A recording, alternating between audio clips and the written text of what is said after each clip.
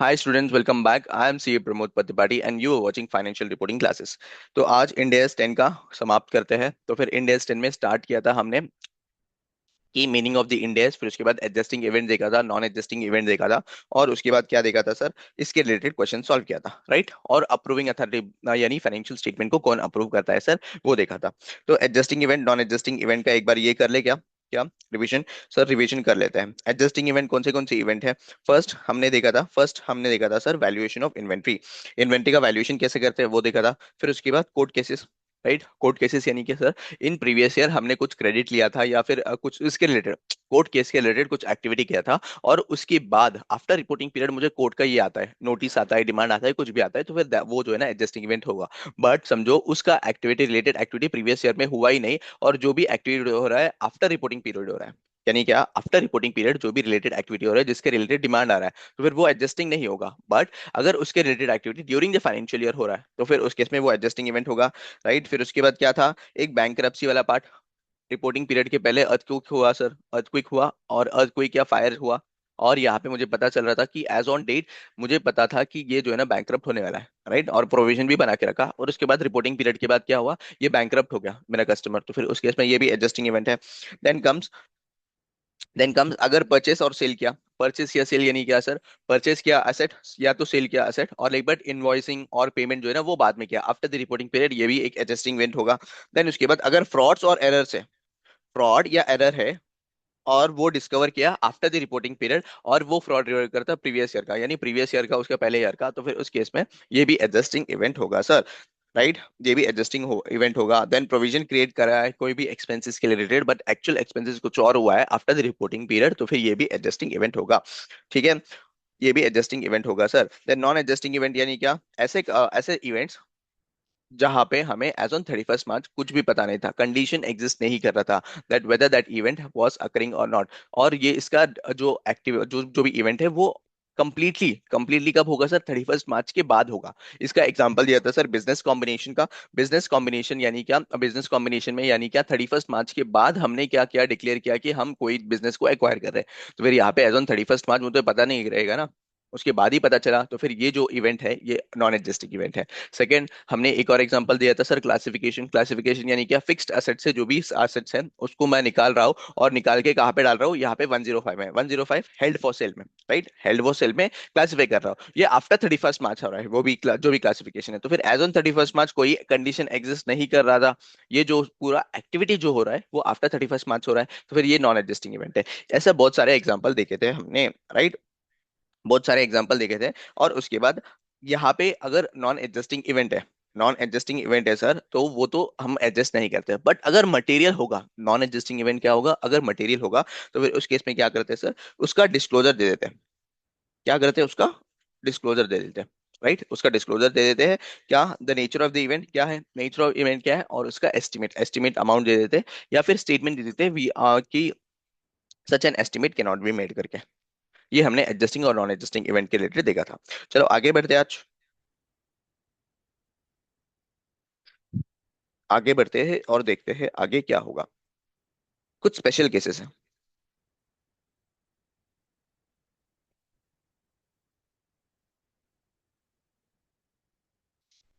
Long term loan breach है।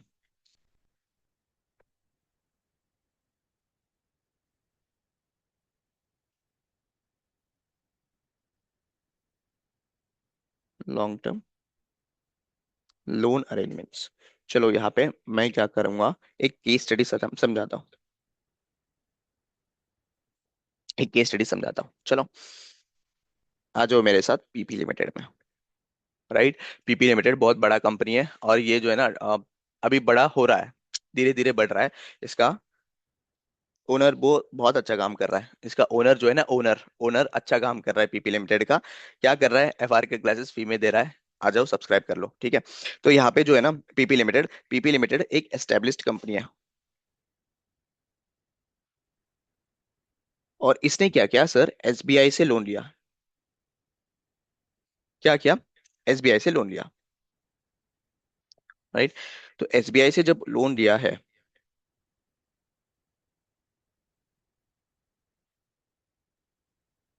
यहाँ पे देखो, ये जो है ना लोन लिया, एसबीआई से। जब एसबीआई से लोन लिया, तो फिर लोन की कंडीशंस जो थे ना, लोन की कंडीशंस थे कुछ।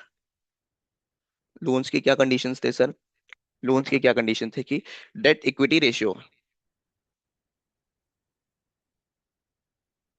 जो है ना, वो 2:1 से बढ़ना नहीं चाहिए। मैंने यानी 2:1 होना चाहिए, उससे कम भी नहीं होना चाहिए, ज्यादा भी नहीं होना चाहिए। फिर उसके बाद इसका बोरोइंग्स जो है ना, ये अप टू स्पेसिफिक लिमिट होना चाहिए।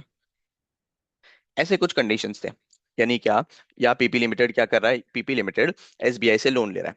जब पीपी लिमिटेड एसबीआई से लोन ले रहा है, तो फिर यहाँ पे एसबीआई लोन देते वक्त यहाँ पे कुछ कंडीशंस लगा कि डेट इक्विटी रेशियो 2:1 होना चाहिए।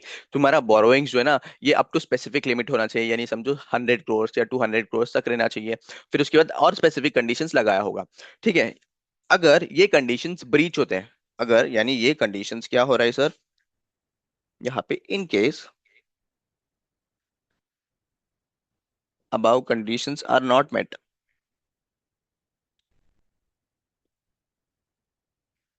then क्या होगा sir?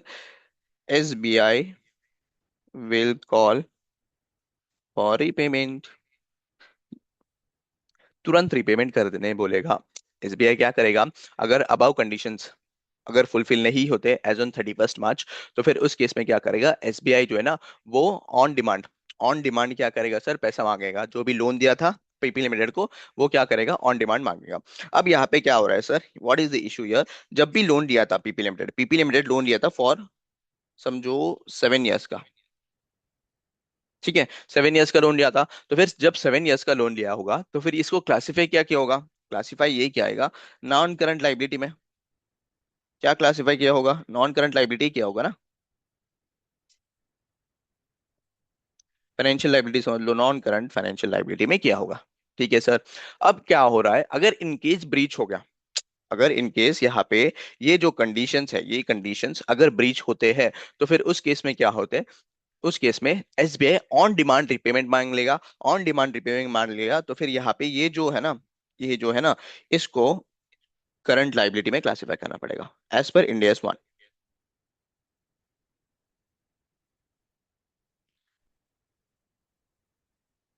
In case of on demand repayment, repayment, loan will be reclassified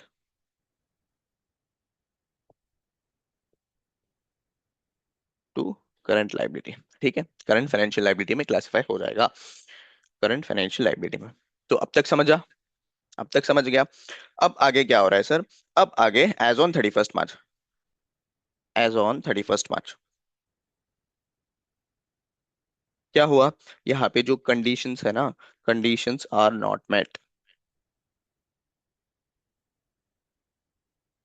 यानी था क्या था, मेरे कॉन्ट्रैक्ट की जो कंडीशंस है वो मीट नहीं हुआ है सर। यहाँ पे कॉन्ट्रैक्ट के कंडीशंस मीट नहीं हुए। जब कॉन्ट्रैक्ट के कंडीशंस मीट नहीं हुए, तो फिर क्या होगा यहाँ पे? SBI will call for repayment, right? बोलो, समझ में आ रहा है क्या?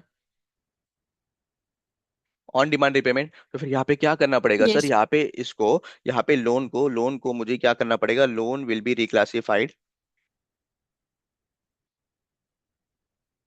To current liability, current financial liability. ठीक है, loan will be reclassified to current financial liability. अब क्या हो गया, मुझे क्या करना पड़ा सर? करंट फाइनेंशियल लाइबिलिटी को क्लासिफाई करना पड़ा। यहाँ पे देख लो, अभी टाइमलाइन आ गया मेरे पास। टाइमलाइन क्या है? ये 31 मार्च है, जहाँ पे कंडीशंस आर नॉट मेट। मेरा फाइनेंशियल स्टेटमेंट्स 15 अगस्त को अप्रूव हो गया।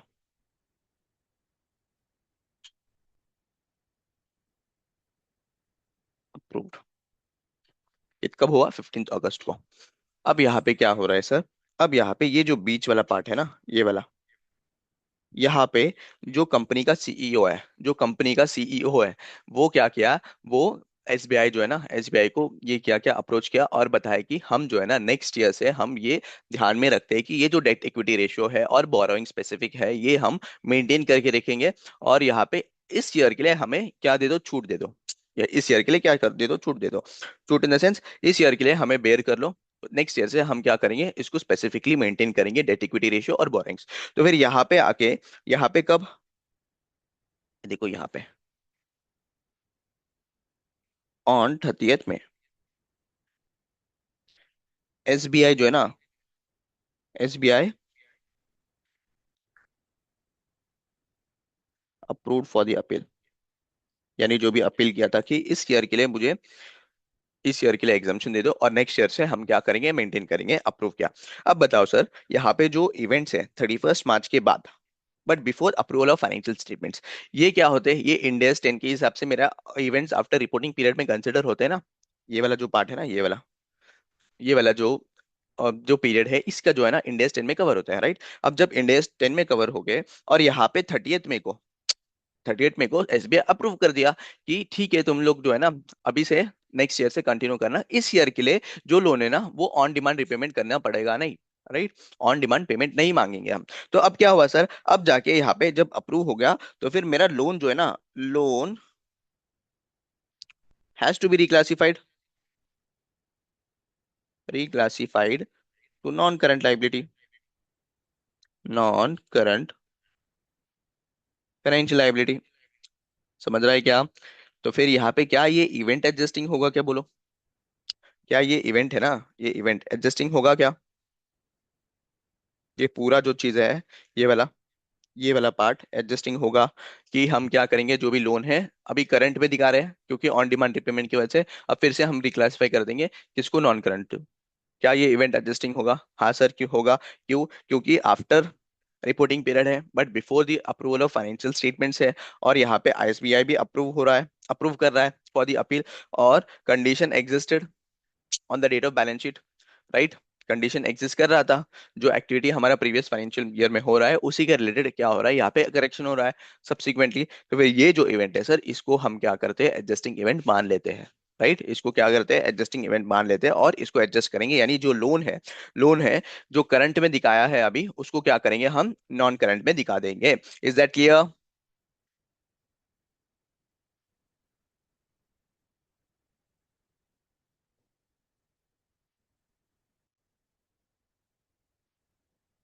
बोलो कुछ तो।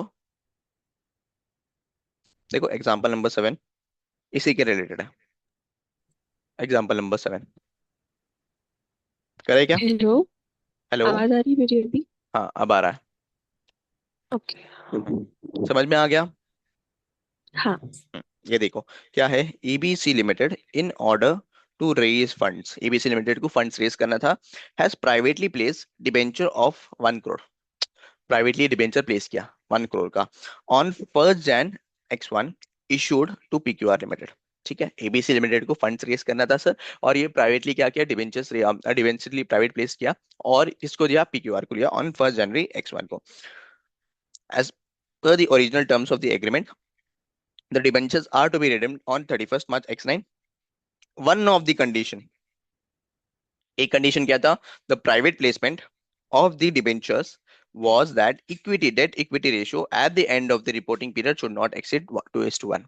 यानी क्या, कि डेट इक्विटी रेशियो सर 2:1 से ज्यादा नहीं होना चाहिए, ये कंडीशन था। If this condition is not fulfilled, अगर फुलफिल नहीं करते, then PQR limited has a right to demand immediate redemption of debentures. यानी क्या, यहाँ पे अगर कंडीशन फुलफिल नहीं होता है तो फिर उस केस में यहाँ पे पीक्यूआर लिमिटेड के पास राइट है कि तुरंत पैसे ले ले, किससे ले लेंगे, एबीसी से। On 31st March X6 date equity ratio of ABC exceeds 2:1। अब क्या हो रहा है सर, यहाँ पे डेट इक्विटी रेशियो बढ़ गया तो therefore PQR limited decides to return the debentures, debentures return करने, यानी एबीसी लिमिटेड को पेमेंट करना पड़ेगा यहाँ पे। और ऑन डिमांड पेमेंट है, ऑन डिमांड पेमेंट यानी उसके पहले हम debentures sir, debentures long term में बता रहे थे, लॉन्ग टर्म में बता रहे थे, अब क्या होगा सर, यहाँ पे ये शॉर्ट टर्म में हो जाएगा, शॉर्ट टर्म में हो जाएगा, करंट लाइबिलिटी हो जाएगा। दस on 31st March X6 the liability of ABC limited towards PQR which is originally long term liability becomes current liability since it's now a liability on demand, right. On demand liability बन गया तो फिर उसके लिए यहाँ पे current liability में classify करेंगे। However ABC limited enters into agreement with PQR on 15th April, यानी यहाँ पे क्या हो रहा है, 15th April subsequently after the reporting period, X6 को that PQR Limited will not demand the repayment immediately. The financial statements were approved on 30th April. Sir कब financial statement approve हो रहे हैं? 30th अप्रैल को हो रहे हैं। हमारा जो है ना एग्रीमेंट कब हुआ? 15th को हुआ। तो फिर ये बोलो कि क्या ये आफ्टर रिपोर्टिंग पीरियड है but before the approval of financial statements है? Yes sir. देन आगे क्या बोल रहा है? In this case the arrangement that PQR Limited will not demand the money immediately is subsequent event, right? Subsequent event है, even though it is subsequent event not affecting the condition existing at the balance sheet date yet because the specific provision of para 3 of Ind AS 10, Ind AS 10 में specifically बोला है कि ऐसा कुछ event होगा that is long term loan arrangement के case में ये एडजस्टिंग होगा। It has to give the effect in the financial statement X5 X6 accordingly, although as per the original liability would been otherwise reclassified as current as on 31st March access by giving the effect of event after the reporting period due to specific provision Ind AS 10 में specific provision दिया यही है। देखो यहाँ पे ये specific provision है, ठीक है, दिया है ना। उसके related it would continue to reclassified as non current liability as on 31st March, यानी क्या ये एडजस्टिंग इवेंट मतलब रीपेमेंट के केस में हम क्या किया था? 31st मार्च को हमने करंट पे दिखा था, अब फिर से एडजस्ट करेंगे और नॉन करंट पे दिखा देंगे। The other words the reclassification of debenture as current liability as on 31st March excess will be adjusted and once classified as non current liability as at date. ठीक है, समझा ये चीज? ये लॉन्ग टर्म लोन अरेंजमेंट के related है sir. अगर चाहिए तो यस एग्जाम्पल फिर से रीड कर लो। हमारे पास 2 मिनट है तो फिर 2 मिनट में एक बार रीड कर लो।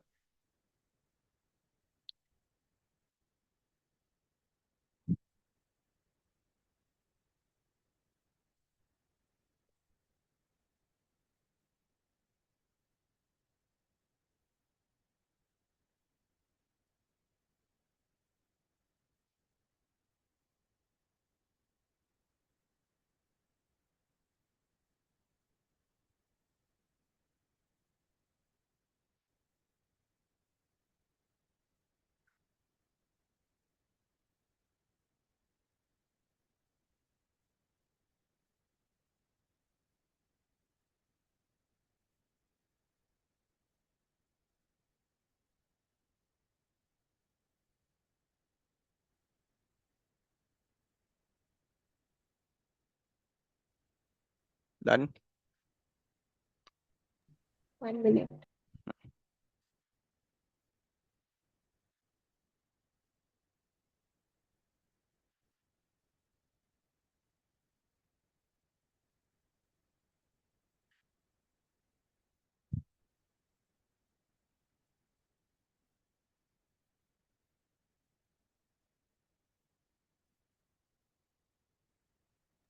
डन। डन। चलो क्विकली एक और चीज बता दो तुम्हें, 1 मिनट बचा है मेरे पास। अगर ये जो इवेंट है, अगर यहाँ पे SBI मान जाता है, कब मान जाएगा? अगर समझो SBI 30th अगस्त को मानेगा। 30th अगस्त को क्या है? SBI approves for the appeal. तो फिर इस केस में क्या होगा सर? ये तो event after the reporting period और after the approval of financial statements है ना। आफ्टर द रिपोर्टिंग पीरियड नहीं होगा, after the approval of financial statements है ना।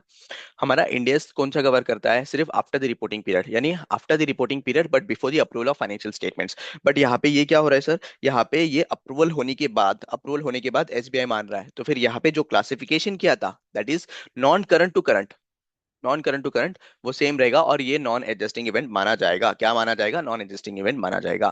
ठीक है, लेस देन 1 मिनट बचा है। Let's start a new session. Yes. इसके रिलेटेड आई गेस मॉड्यूल में एज सच कोई क्वेश्चन नहीं है बट एग्जाम में आया था। कौन सा एग्जाम सर? अभी November 24 का पेपर था ना, FR का पेपर, उसमें आया था। एक बार वो करा लेता हूँ मैं, समझ में आ जाएगा इजीली। ये देखो, केस स्टडी नंबर 2 में आया था। केस स्टडी नंबर 2 MCQ के क्वेश्चन में। Planet limited is multinational company engaged into the business of manufacturing of various products of different segments। ठीक है, different segments है और international business में है। one of the segment is a manufacturing of agriculture equipment। agriculture equipment क्या कर रहा है सर? यहाँ पे मैन्युफैक्चर कर रहा है। The company raised a term loan of ₹1 crore. क्या टर्म लोन लिया है 1 करोड़ का from nationalised Indian bank to purchase certain plant and machinery for agriculture segment during the year ended 31st March. 23, right. The loan is repayable over a period of 5 years, कितना साल? 5 साल तक इसका जो है ना लोन रिपेबल है। तो बताओ अगर 5 साल में है तो इसको करंट करेंगे, करंट में क्लासिफाई करेंगे या नॉन करंट में क्लासिफाई कर लेंगे? Hmm. Non current. Non current, very good.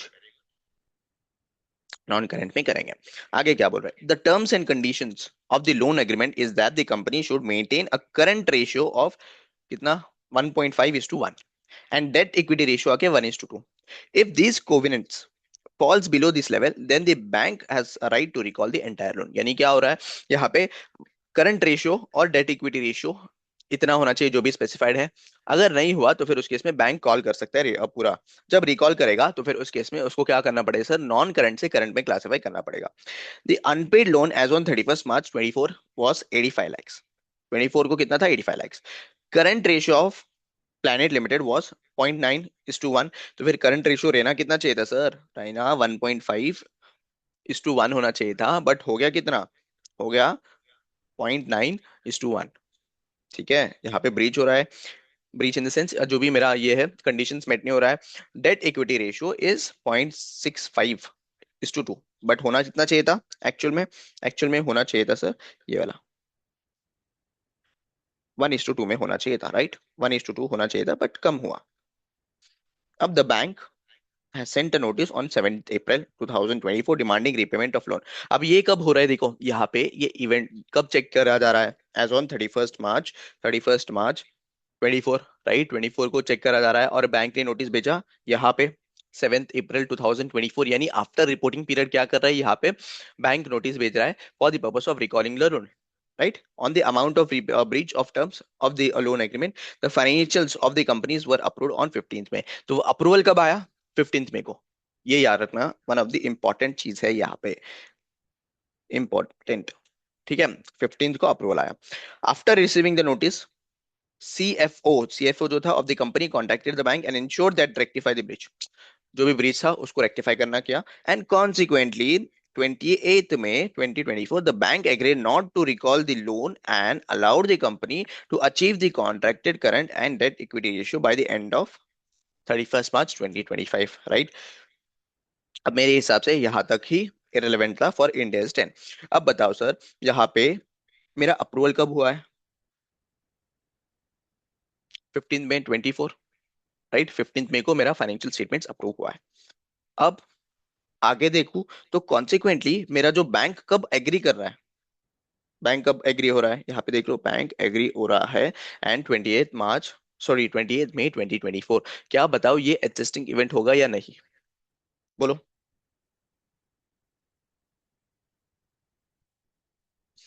Timeline करके बताओ क्या? देखो टाइमलाइन के साथ बताता हूँ।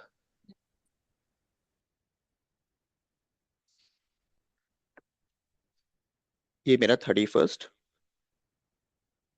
मार्च 2024 है, जहां पे मेरा conditions are not met, right. Condition met नहीं हुआ। देन उसके बाद बैंक का नोटिस कब आया? 7th April को आया। ये आ गया 7th April 2024। यहाँ पे बैंक सेंट नोटिस, राइट। फिर उसके बाद मेरा 15 मई 2024 यहाँ पे ये फाइनेंशियल स्टेटमेंट्स अप्रूव हो रहा है, बराबर है ना। तो यहाँ पे अगर देखूं मैं तो 31 मार्च से लेके 15 अप्रैल यहाँ पे जो इवेंट्स हुए हैं इसको बोलेंगे हम events after reporting period, right. India 10 के हिसाब से ये कवर होगा। अब यहाँ पे कब सीएफओ कब अप्रोच कर रहा है बैंक को वो डेट नहीं दिया, बट यहाँ पे बैंक कभी मांग रहा है 28 मई 2024 को bank agree to the appeal. Appeal क्या था? कि हमें थोड़ा टाइम दे दो, नेक्स्ट ईयर से हम क्या करेंगे, डेट इक्विटी रेशियो और करंट रेशियो मेंटेन करेंगे। अब यहाँ पे देख लो मेरा यहाँ पे स्टार्ट हुआ, स्टार्ट कब हुआ? वो 31 मार्च से। और एंड कब हुआ मेरा रिपोर्टिंग पीरियड? 15th। और बीच में मुझे क्या मिला है सर? बीच में मुझे बैंक का नोटिस मिला है, ठीक है। ये event after the reporting period है। यहाँ पे सिर्फ नोटिस दिया है, हाँ नोटिस मिला है हमें, बट अप्रूवल कब हो रहा है? 28 after the approval of financial statement, अगर after the approval of the financial statements मुझे अप्रूवल मिल रहा है of the bank to maintain the current ratio और डेट इक्विटी रेशियो, तो क्या बताओ ये एडजस्टिंग इवेंट होगा क्या? Hmm? No sir. No. Very good. तो यहाँ पे इसके रिलेटेड एक एमसीक्यू पूछा था जो 2 मार्क का था। यहाँ पे देखो एमसीक्यू क्या था, after negotiation with the nationalised bank, how the long term loan has been classified in the financial for the year ended 31st March 2024। यहाँ पे यानी क्या, हमने क्या किया सर, जब भी मुझे नोटिस मिला 31st मार्च को, 31st मार्च को क्या किया, यहाँ पे कंडीशंस मेट नहीं हुए, राइट, कंडीशंस मेट नहीं हुए, तो फिर कंडीशंस अगर मेट नहीं हुआ तो फिर लॉन्ग टर्म से मुझे क्या करना पड़ेगा, शॉर्ट टर्म में मुझे क्या करना पड़ेगा, यानी मेरा नॉन करंट से करंट लाइबिलिटी में ट्रांसफर करना पड़ेगा। अब करंट लाइबिलिटी में दिख रहा है, राइट। अगर यहाँ पे with in approval of the financial statement, मतलब अप्रूवल होने से पहले अगर मुझे अप्रूवल मिल जाता किसका, मेरा जो बैंक का है, बैंक एग्री हो जाता, तो फिर इसको सिर्फ नॉन करंट में रहने देता, मतलब जो नॉन करंट पे था वैसे के वैसे चलने देता। बट यहाँ पे after reporting period and after approval of the financial statement मुझे बैंक का अप्रूवल मिला है, तो फिर यहाँ पे जो मेरा लॉन्ग टर्म लाइबिलिटी है उसको करंट लाइबिलिटी फाइनेंशियल लाइबिलिटी में दिखाऊंगा सर। यहाँ पे देखो करंट, यहाँ पे नॉन करंट दिख रहा है, ये नहीं होगा, अदर नॉन करंट नहीं होगा, करंट फाइनेंशियल लाइबिलिटी में दिखेगा, राइट, करंट फाइनेंशियल लाइबिलिटी में दिखेगा। ठीक है, financial liability non financial liability ये हमें 109 में समझ में आ जाएगा। बस यहाँ पे इंडेस 10 के जो कंसेप्ट पढ़े तो उसके रिलेटेड क्वेश्चन था वो सॉल्व करवा दिया, किसमें दिखेगा sir, current financial liability. Clear? कोई डाउट है? देखो यहाँ पे मॉड्यूल में क्वेश्चन नहीं था इसके ऊपर बट कंसेप्ट था, बट उसके रिलेटेड क्वेश्चन है यहाँ पे एग्जाम में, तो उसके लिए कंसेप्ट आर वेरी इंपॉर्टेंट। चलो ये कंसेप्ट देख लिया हमने। long term loan arrangement as per the provision of India 10, if there is a breach of material provisions of long term loan arrangement on or before the end of the reporting period with the effect that the liability becomes payable on demand on the reporting date, the arrangement by the lender before the approval of the financial statements for the issue to not demand the payment as a consequences of the breach shall not consider as adjusting event, right। हम क्या करेंगे, इसको adjusting event मानेंगे। यहाँ पे approval of the financial statement दिख रहा है क्या, स्पेसिफिकली लिखा है before the approval of the financial statements, अगर आफ्टर आया तो फिर ये एडजस्टिंग इवेंट नहीं होगा। समझा यहाँ तक, कोई भी डाउट है? समझ गया। हम्म?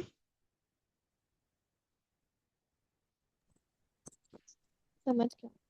Very good. चलो ये तो हो गया है सर, ये तो हो गया है, वेरी गुड। सेकंड है डिविडेंड। स्पेशल केसेस में सेकंड केस है मेरा डिविडेंड। अब डिविडेंड का केस क्या है sir, what do you mean by dividend? Dividend हमें कंपनी को पे करना है। यहाँ पे ये जैसे बोला ना, पीपी लिमिटेड बड़ा company, well known company, Ambani को टक्कर देगा अभी। तो यहाँ पे ये जो है ना, PP limited is considering to declare dividend, declare dividend. अभी तक कुछ नहीं हुआ, कंसीडरिंग यानी यहाँ पे क्या है, कंसीडरिंग टू प्रपोज डिविडेंड। हाँ, यहाँ पे पीपी लिमिटेड क्या कर रहा है, कंसिडर कर रहा है कि हाँ मेरे पास प्रॉफिट्स है और वो प्रॉफिट्स को मैं क्या करूंगा, डिविडेंड पे करूंगा। किसको? मेरे सारे जो शेयर होल्डर्स है, शेयर होल्डर्स को मुझे क्या पे करना है सर, यहाँ पे मुझे डिविडेंड पे करना है, सिंपल। अब क्या हो रहा है, ये जो डिविडेंड है, ये जो डिविडेंड है ना,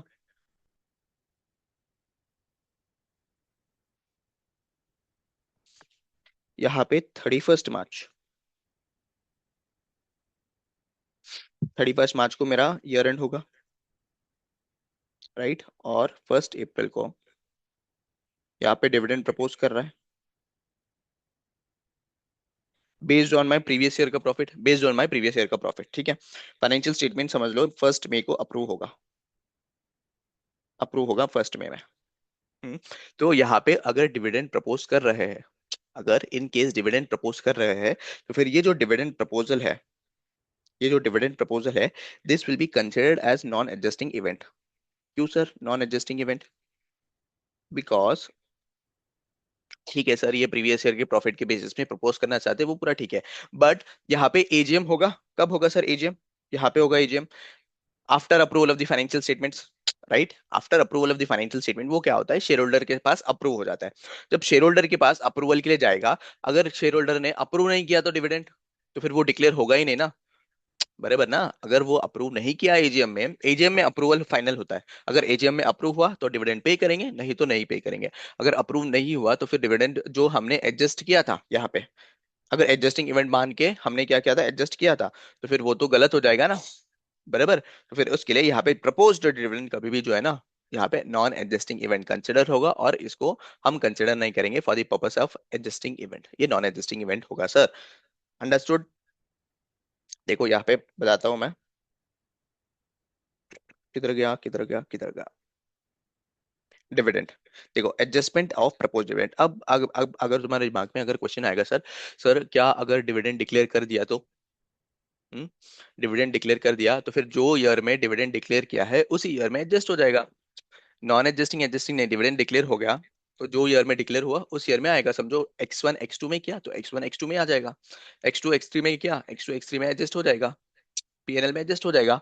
यहाँ पे प्रपोज डिविडेंड की बात कर रहे हैं, जब प्रपोज डिविडेंड है by the board, dividend is propose by directors board after balance sheet date but before the approval of financial statements, यानी क्या, बैलेंस शीट के बाद but before the approval of financial statement, then it will be considered as non adjusting event. क्यों sir, बस यहाँ पे no obligation exist at the time, at the time यानी क्या, उस टाइम में मेरा कुछ, मेरे ऊपर कुछ ऑब्लिगेशन है, सिर्फ प्रपोज कर रहे हैं, सिर्फ बता रहे हैं, ऑब्लिगेशन यानी लाइबिलिटी नहीं है टू पे। कब आएगा लाइबिलिटी टू पे, जब एजीएम में मेरा शेयर होल्डर्स जो है ना, एजीएम में शेयर होल्डर्स अप्रूव कर देते हैं, तब जाके ऊपर मेरे ऊपर ऑब्लिगेशन आएगा। तो यहाँ पे simple words, propose dividend is not considered as liability. क्यों, because it can be cancelled in AGM, AGM में कैंसिल हो सकता है सर ये। समझा ये चीज। आ जाओ इसके रिलेटेड क्वेश्चन देखते हैं। ये था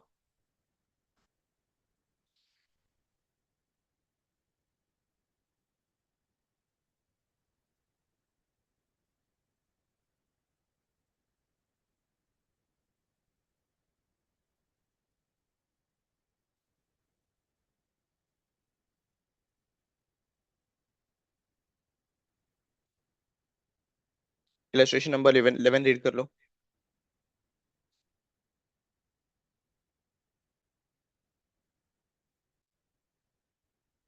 इलस्ट्रेशन नंबर 11 रीड कर लेना।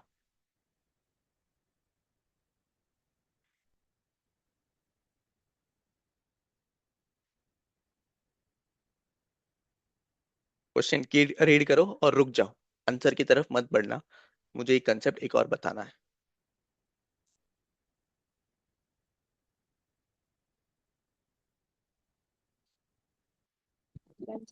डन, क्वेश्चन तो रीड कर लिया होगा। चलो सर, अब यहाँ पे एक और चीज मुझे बताना था। क्या, मेरे जो कैपिटल में, शेयर कैपिटल में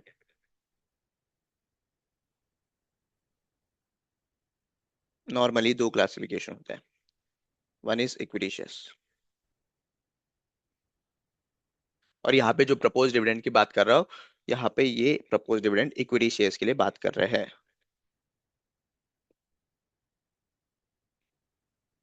इन context of equity shares. Equity shares मतलब यानी पता है ना, they are the owners of the company, right. तो इक्विटी शेयर्स में कैसा, डिविडेंड प्रपोज किया तो फिर ये शेयर जो है ना, इक्विटी इक्विटी शेयर होल्डर्स को मेरे पास डिविडेंड जाएगा, बराबर। इक्विटी शेयर होल्डर्स को डिविडेंड जाएगा सर, अगर डिविडेंड डिक्लेयर किया होगा तो, राइट। अब यहाँ पे डिविडेंड जब प्रपोज करेंगे, यहाँ पे लाइबिलिटी नहीं आएगा, जब पे करेंगे तो लाइबिलिटी आएगा। तो यहाँ पे ये वाला इवेंट क्या सर, ये वाला तो नॉन एग्जिस्टिंग इवेंट समझ लिया हमने, राइट। ये वाला इवेंट हमने नॉन एग्जिस्टिंग इवेंट समझ लिया। देन कम सेकेंड, एक होता है सर प्रेफरेंस शेयर करके एक चीज होता है, वो भी रिडीमेबल, रिडीमेबल प्रेफरेंस शेयर करके होता है। तो फिर यहाँ पे अगर हमने माना है कि टाइमली पेमेंट करेंगे है, ईयरली डिविडेंड डिक्लेयर करेंगे इनको, ये डिसाइडेड है, यानी क्या, 109 में इसके क्लासिफिकेशन पढ़ना होगा हमें, कहाँ पे, 109 में। 109 में यहाँ पे क्लासिफिकेशन, यानी ये जो रिडीमेबल प्रेफरेंस शेयर्स है ना, इसको हम इक्विटी इंस्ट्रूमेंट मानेंगे या फिर लाइबिलिटी, फाइनेंशियल लाइबिलिटी मानेंगे, लाइबिलिटी कंपोनेंट मानेंगे, वो हमें कहाँ पे, इंडियस 10 में डिटेल में समझेंगे। बट यहाँ पे इतना समझ लेना कि रिडीमेबल प्रेफरेंस शेयर्स होते हैं, तो अगर उसको ईयरली डिविडेंड देना है, ईयरली डिविडेंड देना है और इसको रिडीम करना है after specific period, after specific period, समझो आफ्टर 5 years, यहाँ पे समझ लो रिडीमेबल आफ्टर 5 years। ठीक है, आफ्टर 5 years समझो ये रिडीमेबल है, और इसको ईयरली डिविडेंड कंपलसरी पे करना ही पड़ेगा सर। ठीक है, जब कंपलसरी पे करना पड़ेगा और रिडीमेबल आफ्टर 5 years है, तो फिर इसको हम क्लासिफाई करते हैं सर, इसको क्लासिफाई करते हैं हम क्लासिफाइड एज फाइनेंशियल लायबिलिटी। ठीक है, हम क्या करते हैं सर, इसको क्लासिफाई करते हैं एज अ फाइनेंशियल लायबिलिटी। जब financial liability as a financial liability जब क्लासिफाई करते हैं, तो फिर इसके ऊपर जो डिविडेंड है ना, डिविडेंड को अज्यूम किया जाएगा कि वो इंटरेस्ट कंपोनेंट है, और इंटरेस्ट कंपोनेंट टाइमली बेसिस में हम क्या करते हैं, अक्रू करते हैं और पे कर देते हैं। राइट, अक्रू करते हैं और पे कर देते हैं, तो फिर ये वाला पार्ट इंड एस 10 में कवर नहीं है। सिंपल। क्या हुआ सर, फिर से समझाता हूँ। रिडीमेबल प्रेफरेंस शेयर करके एक इंस्ट्रूमेंट होता है। ठीक है, उसको क्या है ना, हमें क्लासिफाई करना होगा whether it is an equity instrument और फाइनेंशियल लाइबिलिटी कंपोनेंट। अब लाइबिलिटी कंपोनेंट यानी क्या है सर, यहाँ पे ये जो बाइफरकेशन है इंड एस 109 में डिटेल में समझेंगे, बट यहाँ पे for the purpose of this question ये समझ लेना कि preference share, redeemable preference share जो विद इन 5 years जो है ना वो रिडीमेबल है, यानी 5 साल बाद मुझे पैसा पे करना पड़ेगा फिर से प्रेफरेंस शेयर्स को, प्रेफरेंस शेयर होल्डर्स को, और इसको ईयरली डिविडेंड देना पड़ेगा। यानी क्या, कंपनी के ऊपर ऑब्लिगेशन है ना, कंपनी का लाइबिलिटी है, 5 साल बाद इसको रिडीम करना पड़ेगा, पैसा पे करना पड़ेगा, और ईयरली इसको डिविडेंड देना ही पड़ेगा। बराबर है, कंपनी के ऊपर लाइबिलिटी है, एक फाइनेंस ऑब्लिगेशन है। तो फिर इसको हम कैसे क्लासिफाई कर सकते हैं सर, इसको हम फाइनेंशियल लाइबिलिटी क्लासिफाई करते हैं। और जो डिविडेंड पे कर रहे हैं उसको क्या मानेंगे सर, ये डिविडेंड जो मानेंगे ना, इसको मानेंगे इंटरेस्ट कंपोनेंट, और यहाँ पे interest component will be accounted based on timely basis, यानी ईयर ऑन ईयर अक्रू करेंगे और उसको पे कर देंगे। राइट, ये जो है ना इंडियन स्टैंड में कवर नहीं होता है, सिर्फ यहाँ पे propose dividend of equity share holders, equity share holders owners of the company, equity share holders के लिए क्या होगा सर, यहाँ पे इंडेस्टेंट लागू होगा, और यहाँ पे जो प्रपोज डिविडेंड है वो क्या होगा सर, वो हमारा नॉन एग्जिस्टिंग इवेंट होगा। उसी के रिलेटेड ये क्वेश्चन था।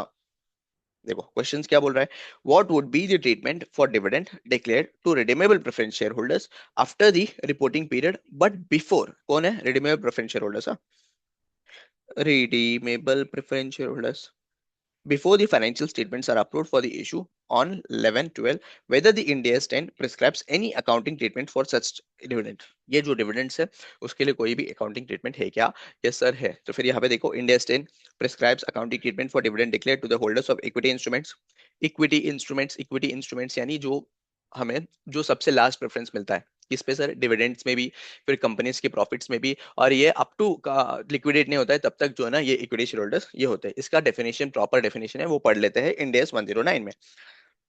If entity declare dividend to the holders of equity instrument as defined in Ind AS 2 financial instrument after the reporting period, the entity shall not recognize those dividend as liability at the end of the reporting period। right, अगर equity instruments में अगर हमने क्या किया है sir, dividend declare किया है, तो फिर उस केस में ये जो है ना लाइबिलिटी माना नहीं जाएगा और ये नॉन एग्जिस्टिंग इवेंट होगा।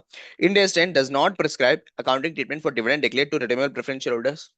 right, as per the provision of Ind AS 32 financial instruments presentation of preference share that provides for a mandatory redemption by the issuer for the fixed determined amount or fixed or determinable future date, or gives the holder the right to require the issuer to redeem the instruments at or a particular date for a fixed or determinable amount is a financial liability। Thus, dividend to such preference shares are recognized as expense in some way as interest on bond। ठीक है, such since interest will be charged on the timely basis, तो फिर यहाँ पे इंडेस 10 regarding the date of declaration of dividend is not relevant for its recognition। ये वाला जो part है ना, यहाँ पे हमारे पास एक इंडेस है, इंडेस 32, 109 और 107। यहाँ पे ये इंडेसिस में हम यहाँ पे फाइनेंशियल लाइबिलिटीज का पूरा detail, financial assets, financial liability, इसका नाम है फाइनेंशियल इंस्ट्रूमेंट। जो इंडेसिस है ना, फाइनेंशियल इंस्ट्रूमेंट्स, ये इसमें 3 इंडेस आते हैं, 32, 109 एंड 107। 32 में हम क्लासिफिकेशन सीखते हैं, दैट इज फाइनेंशियल लाइबिलिटी क्या होता है, फाइनेंशियल असेट्स क्या होते हैं, वो क्लासिफिकेशन रिलेटेड बात कर रहा है यहाँ पे पूरा, यहाँ पे पूरा उसके क्लासिफिकेशन के रिलेटेड बात कर रहे हैं। अगर रिडीमेबल प्रेफरेंस शेयर्स है और इसको फिक्स डिटरमाइनेबल अमाउंट में अगर हमें पे करना है, तो फिर उस केस में इसमें फाइनेंशियल लाइबिलिटी मानेंगे सर। और यहाँ पे फाइनेंशियल लाइबिलिटी को जो पे करते हैं उसको इंटरेस्ट मानेंगे, और इंटरेस्ट के ऊपर कुछ ये यहाँ पे इंडेस्टेंट इज नॉट अप्लीकेबल, मतलब इंडेस्टेंट में कोई भी ट्रीटमेंट नहीं दिया है। राइट, समझा? कोई डाउट है तो बोलो। नो सर, समझ गया। हम्म, चलो, देन आ जाते हैं one of the important one, और लास्ट वाला पार्ट, लास्ट वाला इन द सेंस कंसेप्ट्स में।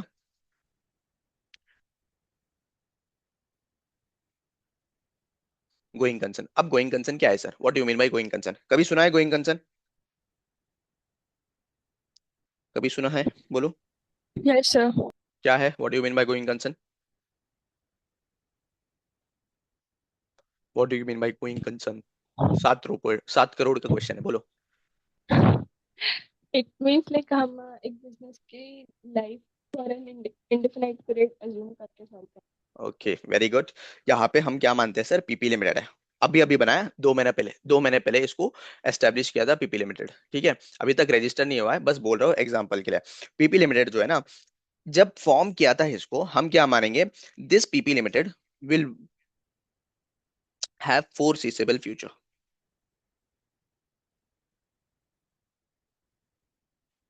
यानी जब हम इसको एस्टेब्लिश किए, इसके लगा कि क्या सर, हम 3-4 साल, 3-4 साल नहीं, बहुत ज्यादा सालों के लिए ये चलाएंगे, ठीक है।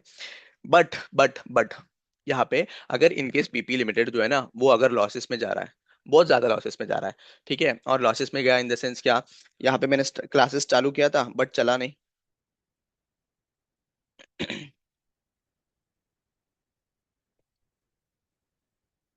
शुभ शुभ सुबह सुबह शुभ शुभ बोलने का, क्लासेस चला नहीं ऐसा नहीं बोलना चाहिए।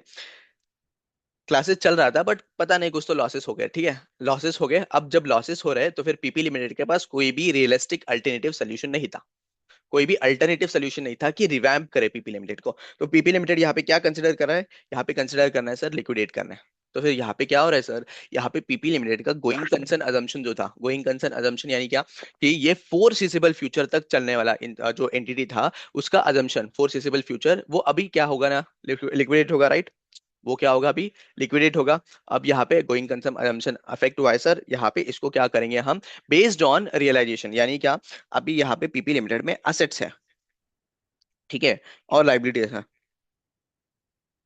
ठीक है, असेट्स और लाइबिलिटीज है। असेट्स से समझो बिल्डिंग और फर्नीचर, लाइबिलिटीज से समझो मेरे पास, लाइबिलिटीज है बैड डेट, सॉरी, लाइबिलिटीज है क्रेडिटर्स, कुछ भी समझ लो, क्रेडिटर्स है, डिबेंचर्स है। क्या करेंगे, अब जो फाइनेंशियल स्टेटमेंट, जब after going concern basis of accounting अगर अफेक्ट हुआ है, उसके बाद going concern basis of accounting जो है ना, going concern basis of assumption affect हुआ है, तो यहाँ पे मेरा एंटिटी को लिक्विडेट करना पड़ेगा। जब लिक्विडेट करना पड़ेगा सर, तो फिर मेरा असेट्स जो है ना, असेट्स जो रेडिली अवेलेबल मार्केट में, रेडिली अवेलेबल मार्केट में जो रेट चल रहा है उसको पे भी बेच दूंगा, और मेरा लाइबिलिटी सेटल करने की कोशिश करूंगा, बराबर, मेरा लाइबिलिटी सेटल करने की कोशिश करूंगा, और मेरा असेट जो प्राइस में बिक रहा है उसको बेचने की कोशिश करूंगा। तो फिर यहाँ पे कंप्लीटली कंप्लीटली मेरा फाइनेंशियल स्टेटमेंट्स है ना, financial statements will be prepared on a single sheet, मतलब 2-3 साल, 2 साल का जो है ना मेरा कंपैरेटिव, और अभी एक ही सिंगल शीट में बना देंगे।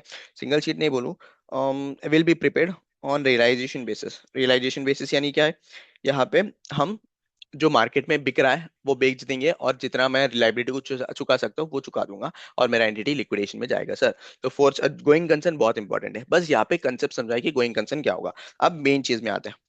अब मेन चीज यानी क्या, अब यहाँ पे आते हैं हम, इंडिया स्टैंड में ये क्यों पढ़ रहे हैं, राइट, इंडिया स्टैंड में ये क्यों पढ़ रहे हैं हम, फटाफट फटाफट बता दूं मैं।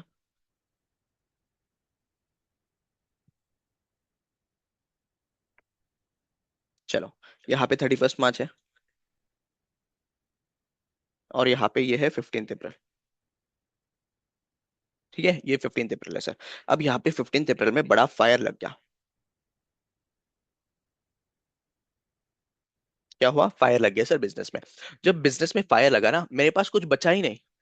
मेरा जो गोडाउन था, गोडाउन में फायर लग गया। अब जब गोडाउन में फायर लग गया, मेरा प्योरली गुड्स बेस्ड सर्विसेज है, जो भी गुड्स है ना, गुड्स को बेचता हूँ, गुड्स में ट्रेडिंग करता हूँ, फॉर एग्जांपल बता रहा हूँ कि गुड्स में ट्रेड करता हूँ। अब गुड्स को मैं गोडाउन में रखा था, अब वो गोडाउन पूरा जल गया, मेरे पास 1 रुपए नहीं बचा, राइट, 1 रुपए नहीं बचा। अब क्या हुआ यहाँ पे, क्या हुआ है, आफ्टर रिपोर्टिंग पीरियड यहाँ पे मेरा फायर लग रहा है, राइट, आफ्टर रिपोर्टिंग पीरियड मेरा यहाँ पे फायर लग रहा है।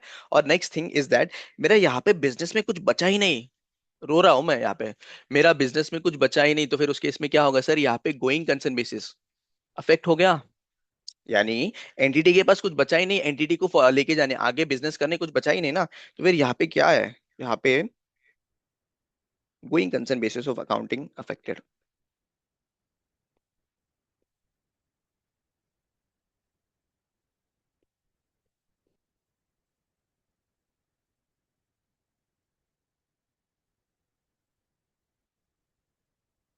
इज इफेक्टेड,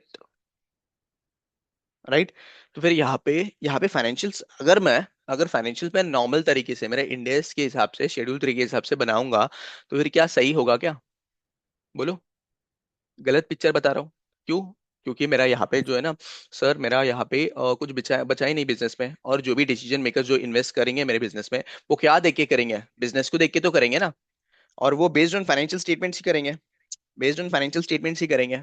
बट यहाँ पे 15 को 15 दिन बाद मेरा फायर लग गया और बिजनेस पूरा खत्म हो गया, राइट। तो फिर यहाँ पे अगर going concern basis after the reporting period कोई भी ऐसा इवेंट हुआ है जहां पे मेरा going concern basis of accounting affect हो रहा है सर, तो उस केस में ये इवेंट क्या रहेगा सर? एडजस्टिंग होगा। और यहाँ पे जो फाइनेंशियल स्टेटमेंट्स बनेगा ना, फाइनेंशियल स्टेटमेंट्स बनेगा वो based on going concern basis affect होने के बाद जो फाइनेंशियल स्टेटमेंट बनेंगे, जैसे बताया था ना रियलाइजेशन बेसिस में बनाते हैं कि प्लांट को कितना रेट में बिक रहा है वो बेच देते हैं, मशीनरी को कितना रेट में बिक रहा है वो बेच देते हैं, और जो भी पैसा आएगा मैं क्या करूंगा सर? यहाँ पे मेरे असेट्स और मेरा अब जो लाइबिलिटीज है उसको चुकाऊंगा। ये लिक्विडेशन में जा रहा है पूरा एंटिटी, राइट।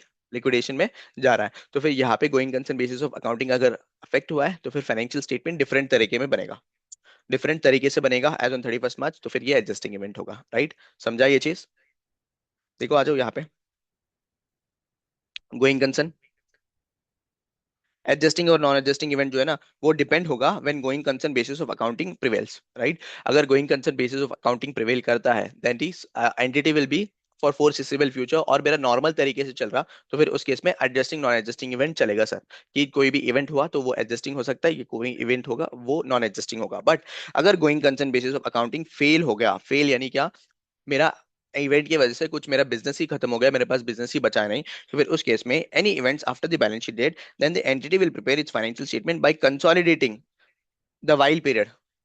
कंसोलिडेटिंग यानी क्या? अभी 15 अप्रैल को हुआ था ना, 15 अप्रैल को हुआ था ना, 15 अप्रैल को भी कंसोलिडेट कर देंगे, राइट।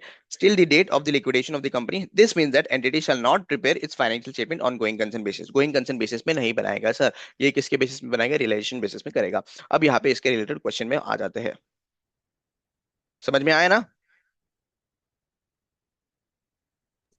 Yes sir. हाँ, आ जाओ और जल्दी से जल्दी जल्दी से जल्दी ये क्वेश्चन रीड कर लो। Illustration number 8।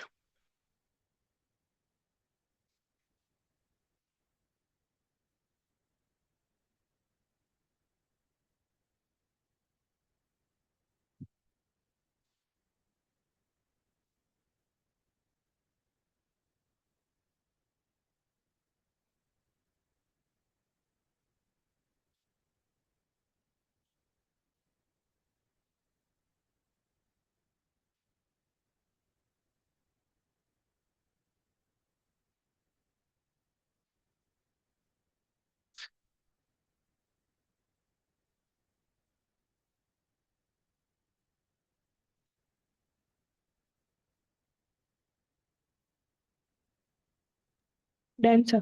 डन। देख लो फटाफट, ये इंपॉर्टेंट क्वेश्चन है, एलडीआर क्वेश्चन समझ लो, ये क्वेश्चन करके ही जाना है। Company X Y Z limited was formed to secure the tenders floated by the telecom company for publication of telephone directories, ठीक है। It bagged the tender for publishing directories for Pune Circle for 5 years। 5 years के लिए क्या किया sir? Tender डाला है। It made profit in 11 12 12 13 13 14 and 14 15। It bid tenders for publication directories for other circles Nagpur, Nashik, Mumbai, Hyderabad, but has per the result declared on 23rd April 2015। 15 को result declare हुआ, और company ने क्या किया? Company fail हो गया sir to bag any of this, यानी क्या?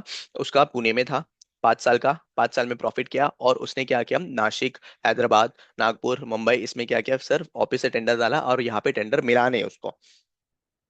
इट्स ओनली एक्टिविटी, देखो यहाँ पे ओनली बोल रहा है, यहाँ पे only activity till date is publication of Pune directories. The contract for publication of the directories for Pune will expire on 31st December 2015। 31st December 2015 को खत्म होगा, और उसके पास कोई भी दूसरा कॉन्ट्रैक्ट नहीं है, कोई भी दूसरा कॉन्ट्रैक्ट नहीं है। The entity financial statements for 14-15 have been prepared on by the board on 10th July। approved by the board, sorry, approved by the board on 10th July 2015, what whether it is appropriate to prepare the financial statement on the going concern basis. तो बताओ यार, simple है क्या sir यहाँ पे हो रहा है? यहाँ पे कंपनी XYZ, इसका रोटी मकान कपड़ा वगैरह सब कुछ क्या है, पुणे डायरेक्ट ये अपना पब्लिशिंग डायरेक्टरीज है, राइट। इसके पास एक कॉन्ट्रैक्ट था पुणे में वो 5 साल का था, और 5 साल का ईयर एंड में आ गया, और ईयर एंड में उसने फिर से जो है ना कॉन्ट्रैक्ट डालने की शुरू की है, मैंने टेंडर्स डाले। अब टेंडर्स डालते डालते ये ना कोई भी टेंडर उसका नाम पे नहीं मिला, राइट। अब क्या होगा, 15 दिसंबर को इसका फाइनल ये होगा, राइट। 15 दिसंबर को इसका कॉन्ट्रैक्ट खत्म हो जाएगा। उसके बाद इसके पास कोई कॉन्ट्रैक्ट है क्या? नहीं है। बिजनेस भी नहीं है सर, तो फिर यहाँ पे बताओ going concern basis of accounting appropriate है क्या इस केस में? नहीं है ना। Going concern basis of appropriate कब होगा? जब मेरा बिजनेस चलेगा, राइट। बिजनेस चलेगा फॉर दी मतलब मेरे बिजनेस का कुछ बिजनेस होगा और उससे मुझे कैश फ्लो सारे वगैरह सब कुछ, राइट। यहाँ पे वैसा कुछ है ही नहीं ना। उसका जो है ना कॉन्ट्रैक्ट है, जो टेंडर था वो खत्म हो रहा है अभी। तो फिर इस केस में ये going concern basis of accounting appropriate नहीं है, और यहाँ पे हम financial statement going concern basis of accounting के बेसिस में नहीं बनाएंगे। देखो, with regard to the going concern basis to be followed for preparation of financial statements. Normally हम कैसे बनाते हैं financial statement? Going concern basis of accounting के बेस में। An entity shall not prepare नहीं करेगा its financial statements on going concern basis if management, अगर management determine करता है after the reporting period either that it intends to liquidate, या तो liquidate करना चाहेगा, और cease the trading, or that no realistic alternative but to do so, यानी उसके पास कोई अदर वे है नहीं। जैसे यहाँ पे पब्लिशिंग कर रहा है, पब्लिशिंग के साथ साथ उसके पास कोई अदर बिजनेस भी नहीं है, अल्टरनेटिव है ही नहीं उसके पास। अगर टेंडर आया तो बिजनेस चलेगा, नहीं तो नहीं चलेगा। और यहाँ पे जो ये इवेंट है ना इतना परवेसिव है ना, परवेसिव इन द सेंस इतना मटेरियल है ना, कि मेरा जो financial statement going concern basis क्या इसमें प्रिपेयर नहीं हो सकता। The entity shall not prepare the financial statement, ये हो गया। Deteriorating in operating results and financial position after the reporting period may indicate a need to consider whether the going concern assumption is appropriate. If going concern is appropriate, then is no longer appropriate. The effect is so pervasive that this standard requires fundamental change in the basis of accounting rather than adjustment to the amounts recognized within the original basis of accounting. In accordance with the above, the entity needs to change the basis of accounting effect of deterioration in operating results and financial position. इतना pervasive है, यानी क्या, ये audit में भी सही material है, बहुत ज्यादा है effect. That management effect determines after the reporting period either to intend the liquid the entity or cease the trading or has no realistic alternative to do so. अब यहाँ पे देख लो, यहाँ पे कंपनी XYZ के पास कोई भी अल्टरनेटिव बचा है क्या? नहीं बचा है सर, कंपनी XYZ के पास। एक और चीज यहाँ पे, क्या कंपनी जो है ना लिक्विडेट कर सकता है? यस, या तो वो जो है ना यहाँ पे डायरेक्टरीज जो है ना उसको सीज कर देगा ट्रेडिंग को। तो यहाँ पे in the instant case since the contract is expiring, expire हो रहा है as on 31 December 2015 and it is confirmed on 23 April 2015 कि मेरे पास कोई भी कॉन्ट्रैक्ट आया ही नहीं है। पहले ही पता चल रहा है ना, ये भाई देखो क्वेश्चन में दिया है ना, results declared on 23 April 2015, right. Result declare हुआ 2015 को। तो यहाँ पे मुझे पहले ही पता चल गया 15 को, अप्रैल में ही पता चल गया कि मुझे कोई भी कॉन्ट्रैक्ट नहीं मिला है सर। जब मुझे कोई कॉन्ट्रैक्ट नहीं मिला तो फिर उस केस में क्या होगा, यहाँ पे मेरा going concern basis of accounting appropriate नहीं होगा। After the end of the reporting period and before the approval of financial statement that no further contract is secured implies that entities operation are expected to come an end. Accordingly, if the entity's operation is expected to come to an end, the entity needs to make a judgment as to whether it has a realistic possibility to continue or not. In case the entity determines that no realistic alternative to continue the business, preparation of financial statement for 14-15 and thereafter is on the going concern basis would not be appropriate, right? Appropriate नहीं होगा। Is that clear? बोलो। Yes. देखो यहाँ पे अगर तुम बोल रहे हो कि सर ये पूरा वर्डिंग पे लिखना है कि आंसर ऐसे ही वर्डिंग पे लिखना है क्या, तो मैं बोलूंगा ऐसा सेम वर्डिंग होनी नहीं चाहिए। तुम्हें जो है ना मेरा कंसेप्ट जो है वो क्लियरली डिस्क्राइब होना चाहिए तुम्हारे वर्डिंग्स में, राइट। तुम्हारे वर्डिंग्स में जो है ना मेरा कंसेप्ट जो भी है, यहाँ पे कंसेप्ट क्या था, going concern basis of accounting. यहाँ पे going concern basis of accounting का क्लियरली कंसेप्ट डिस्क्राइब होना चाहिए तुम्हारा वर्डिंग्स में, है तो फिर उस केस में तुम्हें मार्क्स मिल जाएगा, राइट। और ये जो है ना प्रैक्टिकल पेपर है फाइनेंशियल रिपोर्टिंग, यहाँ पे थियरी बेस्ड जो है ना, थियरी अगर हमने सेम वर्डिंग लिखा तो मार्क्स मिलेगा, ऐसा नहीं होगा। यहाँ पे तुम्हारी वर्डिंग्स पे लिखो बट कंसेप्ट को क्लियरली एक्सप्लेन कर लो तुम्हारी वर्डिंग्स में, कंसेप्ट को। जैसे यहाँ पे उसके पास कोई भी रियलिस्टिक अल्टरनेटिव नहीं था, तो फिर उसमें क्या करना पड़ेगा, जो भी फाइनेंशियल स्टेटमेंट बनाएगा वो अप्रोप्रिएट नहीं होगा, गोइंग कंसर्न बेसिस पे बनाएगा तो अप्रोप्रिएट नहीं होगा। ये तुम्हें क्लियरली वर्डिंग्स में, अपना वर्डिंग्स में बताना पड़ेगा, राइट? तब जाके तुम्हें मार्क्स मिल जाएगा कंप्लीट। चलो, कितना मिनट बचा है? 2 मिनट बचा है। 2 मिनट में हो जाएगा क्या क्वेश्चन? कितना, एक क्वेश्चन बचा है। दो।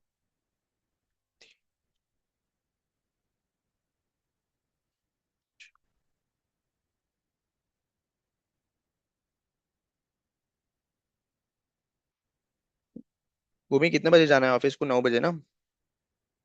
4 क्वेश्चन बचे यार, और 2 मिनट बचा है। एक क्विक सेशन कर ले क्या, 15 मिनट्स का?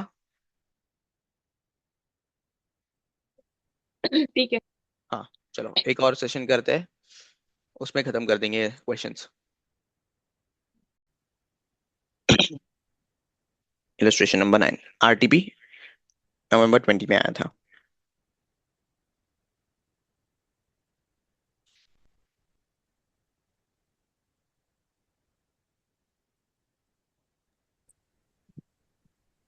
Answer.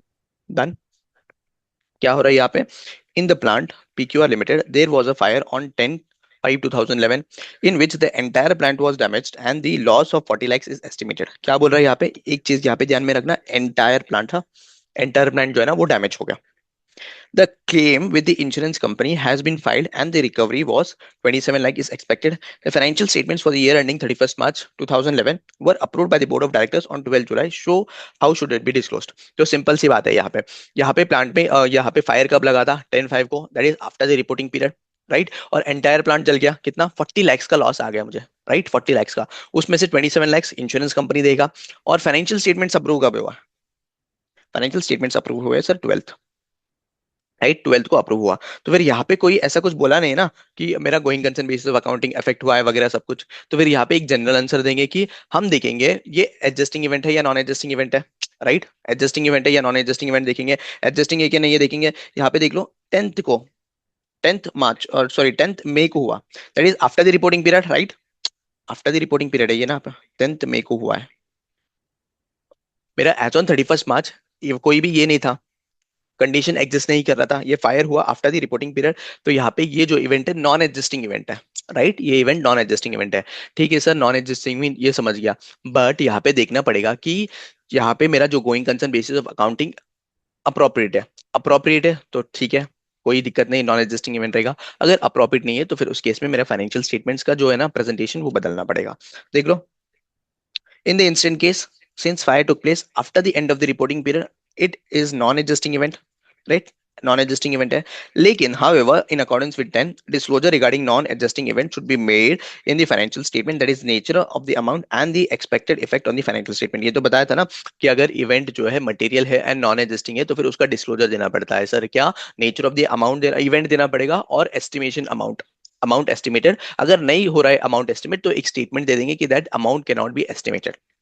With regard to the going concern basis followed by the preparation of financial statement, the company needs to determine whether the appropriate to prepare the financial statement on going concern basis, since there is only one plant which has been damaged on the fire due to fire. एक ही plant manage हुआ। If the effect of deterioration in operating results and financial position is so pervasive, अगर effect बहुत बड़ा है, मेरा बहुत बड़ा है, going concern basis of accounting appropriate नहीं है, तो फिर उस केस में हम क्या करेंगे sir? Going concern basis of accounting के बेसिस में हम बुक्स नहीं बनाएंगे। The management determines after the reporting period either it intends to liquidate the entity or cease the trading, or that no realistic alternative to but to do so. Preparation of financial statement 1011 on going concern basis may not be appropriate. In this case, the financial statements may not be prepared on the basis other than going concern. However, if the going concern assumption is considered to be appropriate, तो फिर after fire जो है ना ये non existing event माना जाएगा, right? समझा ये चीज? यस। आ जाओ यहाँ पे क्वेश्चन नंबर 4। यहाँ पे जो है ना क्वेश्चन नंबर थोड़ा वेग है, क्वेश्चन नंबर 4। क्यों सर? यहाँ पे क्वेश्चन रीड कर लो फिर बताता हूँ।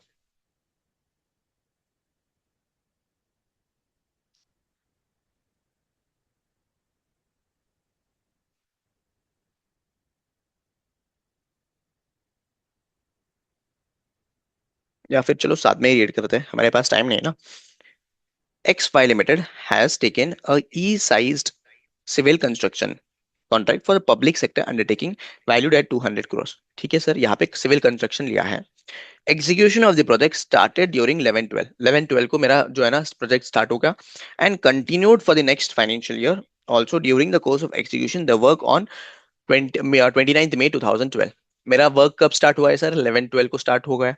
और यहाँ पे एग्जीक्यूशन करते टाइम हम 29 मई को company found that while raising the foundation work that it had met a rocky surface and cost of contract would go up by extra 50 crore rupees which would not be recoverable from the contractee as per the terms of contract। यानी क्या हुआ, 29 मई को मेरा reporting date क्या होगा? 31 मार्च, and of the year 31 मार्च। उसके बाद जो है ना, मई 19 को क्या हुआ सर? मई 19 को 2012 को यहाँ पे क्या हो रहा है, फाउंडेशन वर्क खड़ा करते समय यहाँ पे रॉकी सरफेस मिला। रॉकी सर्विस मिला और यहाँ पे रॉकी सर्विस की वजह से क्या होगा, मेरा जो कॉन्ट्रैक्ट कॉस्ट है वो 50 करोड़ से बढ़ जाएगा, राइट। और यहाँ पे ये जो अमाउंट है ये रिकवरेबल नहीं होगा किसी कॉन्ट्रैक्ट से। The companies financial year ended 31st March 2012 and the financial statements were considered and approved by the board of directors on 15 June 2012।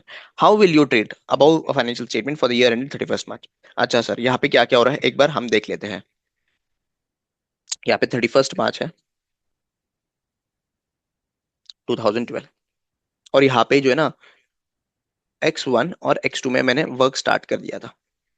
ठीक है, X1 X2 में वर्क स्टार्ट कर दिया था सर। यहाँ पे ये रिपोर्टिंग पीरियड है, and of the reporting period. उसके बाद क्या हो रहा है, on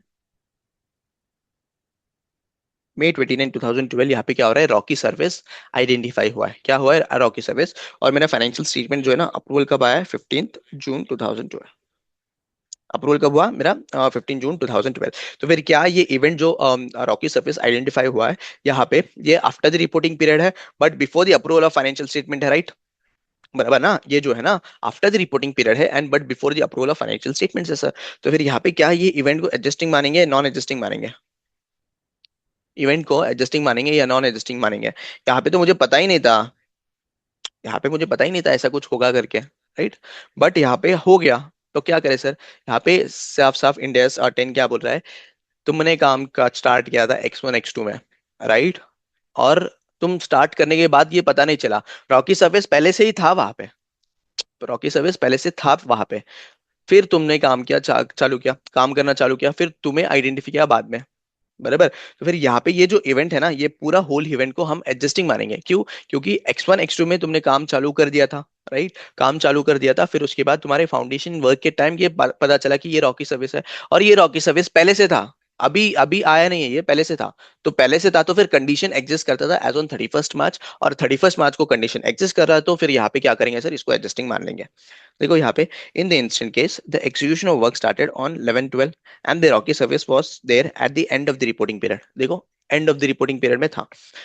Though existence of Rocky service is confirmed after the reporting period, as a result of which it became evident that the cost may escalate to 50 crores. In accordance with the definition of events after the reporting date, since the Rocky services was there, the condition was existing at the end of the reporting period। पहले से ही था ना rocket service, अभी तुमने काम काम चालू किया तो फिर ये जो है ना कंडीशन एग्जिस्ट करता था eight the end of the reporting period. तो फिर इसको क्या मानेंगे सर, यहाँ पे एग्जिस्टिंग इवेंट मान लेंगे। The cost of the project and the profit should be accounted account, right, समझ गया? Yes, sir.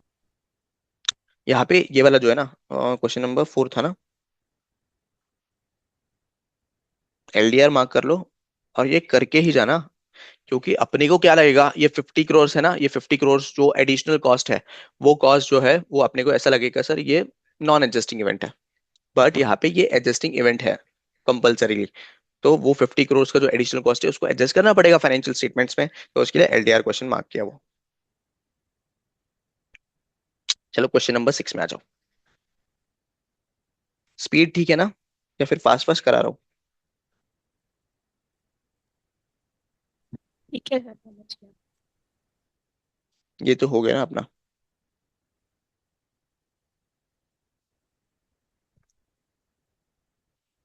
ये हो गया, अपने पास एक ही क्वेश्चन बचा है, वो ये वाला क्वेश्चन नंबर 6। आ जाओ क्वेश्चन नंबर 6 में क्या हो रहा है देखते हैं। A company manufacturing and supplying process control equipment is entitled to duty drawback.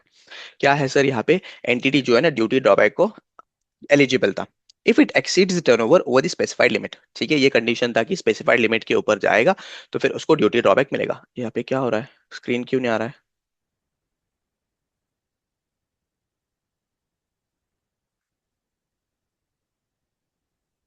Just a minute.